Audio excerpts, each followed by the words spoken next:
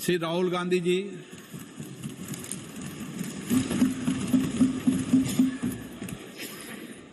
Thank you, Speaker Sir. It's nice to be speaking for the first time in the new House in your presence. I stand in support of the Women's Reservation Bill.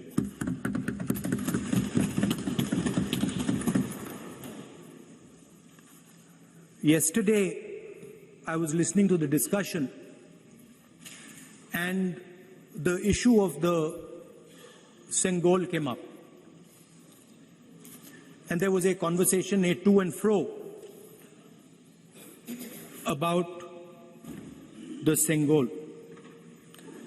And also a little bit about the conversation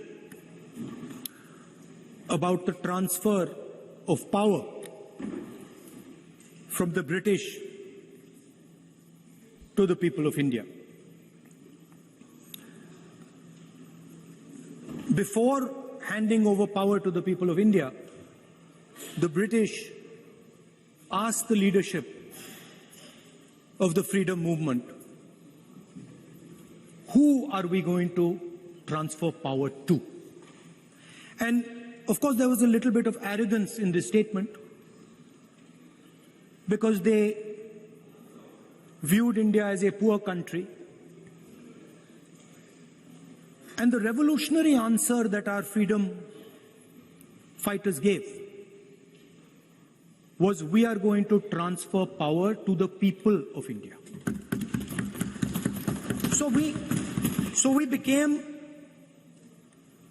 a country that from its inception gave the vote to all our women. And this was a revolutionary thing at the time. We also gave the vote to every single community. And the vote was a mechanism of transfer of power. It was designed to further transfer power to the people of India. And if you look at the journey from independence, it's been that journey. It's been a constant transfer of power, more and more and more power to the people of India, on one side. And on the other side,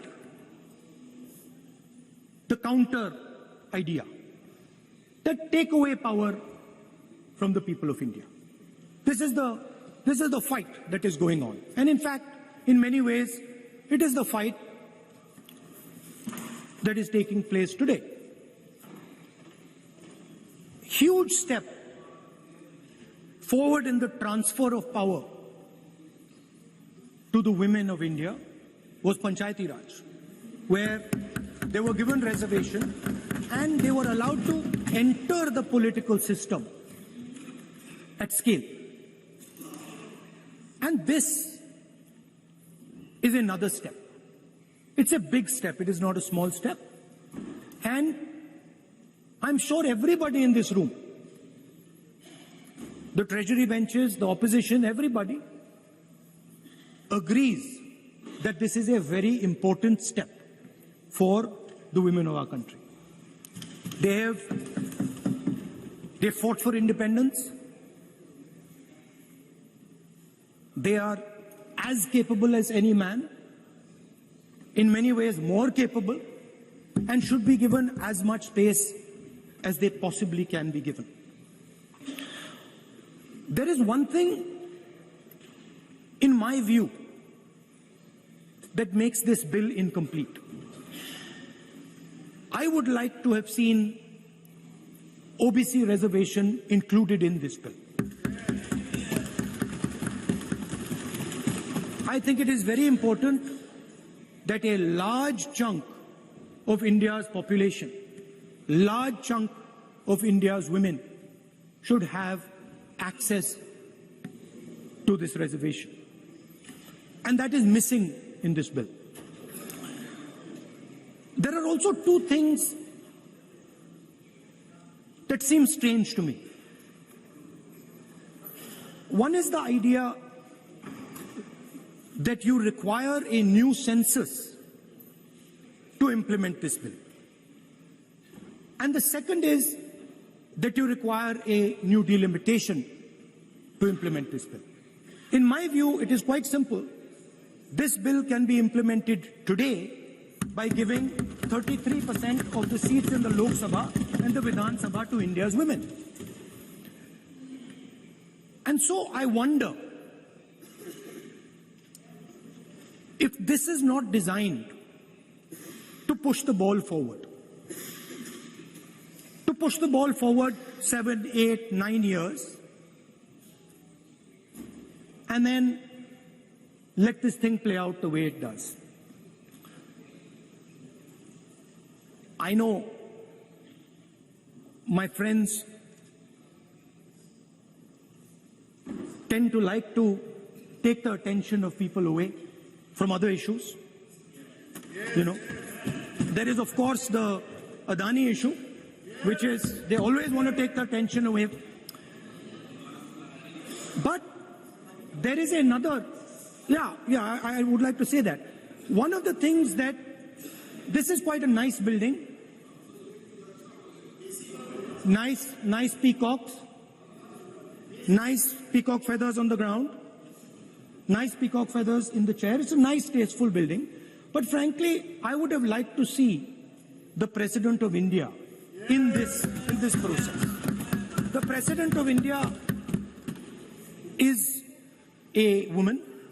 She represents the tribal community, and it would have been befitting to have her visible in this transfer from one house to the other. So one of the things that the government likes to distract from, of course, is Mr. Adani. And there is another thing that the government likes to distract everybody from. And that thing is called the caste census. For some reason, and I don't quite understand what this reason is, the moment the opposition raises the issue of caste census, the BJP tries to create a new distraction, a new sudden, event, so that the OBC community and the people of India look the other way. In my research for this speech, I took a look at the different institutions that define how our country moves forward. There are many. There is the Lok Sabha, Rajya Sabha, Vidhan Sabhas. There is the bureaucracy. There is the press. And there's the judiciary. And I looked with an eye to understand what is the participation of the OBC community in these institutions. मतलब हमारे जो institutions हैं उनमें OBC की भागीदारी कितनी है, ये सवाल मैं पूछ रहा था और मैंने अलग अलग इंस्टीट्यूशंस में थोड़ा रिसर्च किया जो सेंट्रल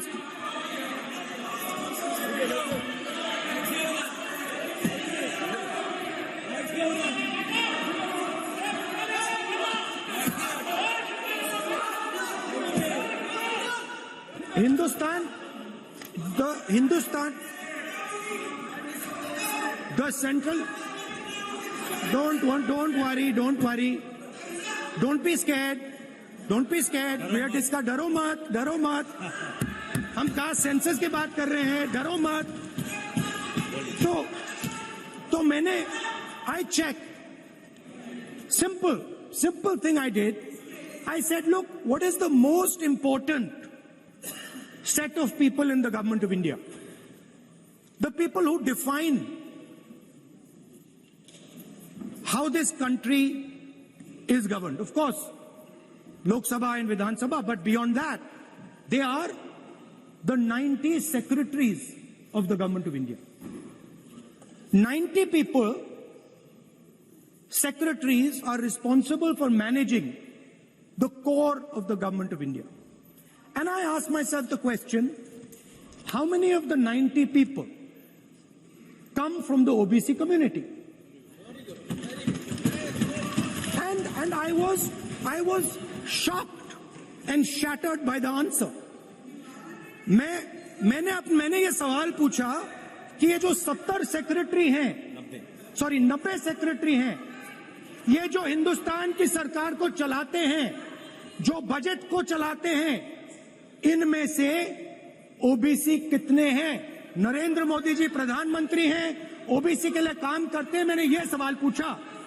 मैं आपको जवाब देना चाहता हूं, हिंदुस्तान के सेक्रेटरीज 90 में से सिर्फ 3 ओबीसी से हैं।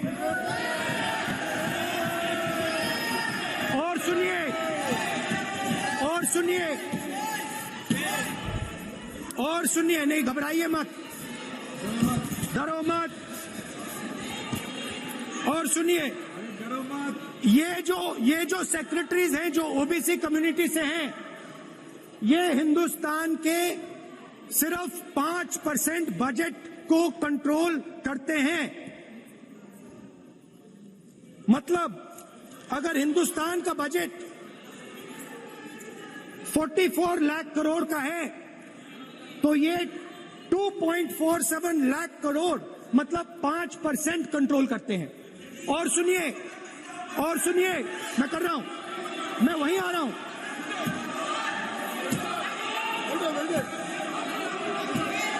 मतलब ये जो है ये ओबीसी की बात नहीं सुनना चाहते, ओबीसी की बात नहीं सुनना चाहते, ओबीसी की बात नहीं सुनना चाहते, ओबीसी की बात नहीं सुनना चाहते। आप ओबीसी के खिलाफ हैं, आप ओबीसी के खिलाफ हैं, ओबीसी के खिलाफ हैं। आप ओबीसी के अधिकार के बारे में नहीं सुनना चाहते, ओबीसी के बारे में नहीं सुनना चाहते, ओबीसी के प्रति न्याय नहीं चाहते, ओबीसी के प्रति न्याय नहीं होना चाहिए। ये सी दे नॉट शोइंग ये जो है। हाँ, मैं माननीय सदस्य से आग्रह करूंगा, एक मिनट रुकिए। माननीय सदस्य से मैं आग्रह करूंगा, एक तो ये महिला आरक्षण बिल है और दूसरा सभी माननीय सदस्य समान है। डरो मतो ये शब्द इस पार्लियामेंट में नहीं बोलना चाहिए।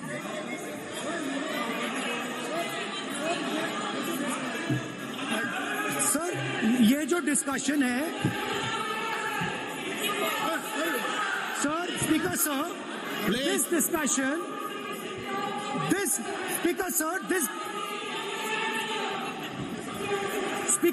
this discussion is about the transfer of power to the people of India. The women being one group of the people of India and the OBC community being another group of the people of India. And I am elaborating that the OBCs, who number a huge percentage, have 3% of the 90 secretaries of this country and control and define 5% of India's budget. This is an insult and a shame to the OBC community. ये OBC community का अपमान है। तो सवाल उठता है कि इस देश में कितने OBC हैं, कितने दलित हैं, कितने आदिवासी हैं, और उस सवाल का जवाब सिर्फ कास्ट सेंसस से मिल सकता है। तो मेरा सरकार को एक सुझाव है, सबसे पहले ये जो महिला का बिल है इसको आप पास कीजिए, आज पास कीजिए, ये जो आपके लागू कीजिए, और ये जो डिलिमिटेशन है जो आपने बोला है, और ये जो सेंसस है इसकी कोई जरूरत नहीं है, 33% आप महिलाओं को सीधा दे दीजिए। और दूसरी बात इसको बदलिए, इसको आप बदलिए। कैमरा नहीं है सर, कैमरा नहीं है, आपको दिखाएंगे सर। पूरा भाषण में आपको ही दिखाऊंगा। ये आप बदलिए। ये जो लिस्ट है ये ओबीसी समाज का अपमान है। 90 लोग हिंदुस्तान के सेक्रेटरी हैं, उनमें से 3 लोग ओबीसी समाज के हैं, 5% बजट को कंट्रोल करते हैं। तो जल्दी से जल्दी आप कास्ट सेंसस कीजिए। जल्दी से जल्दी जो हमने कास्ट सेंसस किया था उसका डेटा आप रिलीज कीजिए, और अगर आप नहीं करेंगे तो हम कर डालेंगे। Thank you. माननीय गृह मंत्री जी।